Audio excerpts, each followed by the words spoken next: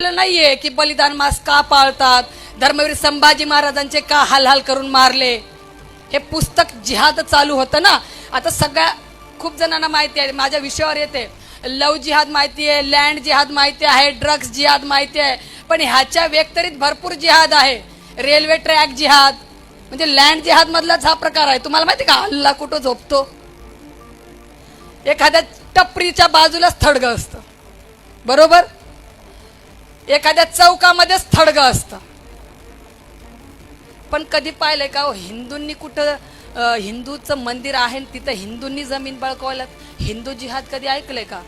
जिहाद फक्त मुसलमान करतो, जिहाद फक्त इस्लामिक हे जे कट्टरपंथी आहेत ते करतात. हिंदू हा जिहाद करत नाही. हे काय करतात? आता तर ईद आलेली आहे, आता कोणी मनावर घेऊ नका. जातपात सोडून, तुमचं राजकारण सोडून, तुम्ही कोणत्या पक्षातले आहात हे मला माहिती नाही, पण तुम्ही हिंदू म्हणून इथं एकत्रित आलात त्याचा मला अभिमान आहे. सगळ्यांना, आम्हा सगळ्यांना आमच्या राजकारणी लोकांचा अभिमान आहे, कारण की त्यांनी जातपात सगळं सोडून हिंदू म्हणून आम्हाला ऐकायला. एक हिंदू संमेलन म्हणून तुम्ही हिंदू म्हणून शामिल झालात, हे आम्हाला अभिमान आहे.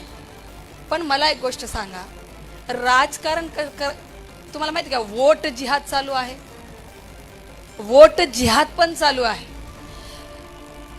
आता तिथं ते जित्ते आव्हाड म्हणतो की माझी पोरगी मी कोणाला दिलेली आहे?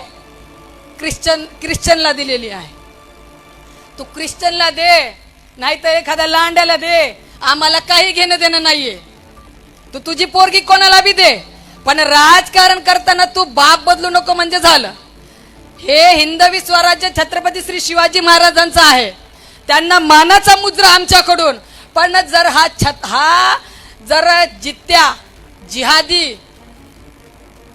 आव्हाड जर म्हणत असेल की महाराजांचा अंगठ्यानं अभिषेक केला, धर्मवीर संभाजी महाराजांवरती टिप्पणी करतो, छत्रपती श्री शिवाजी महाराजांवरती टिप्पणी करतो, डॉक्टर बाबासाहेब आंबेडकरांवरती हा टिप्पणी करतो, पण ह्याला आवडता औरंगजेब, टिप्पू सुलतान.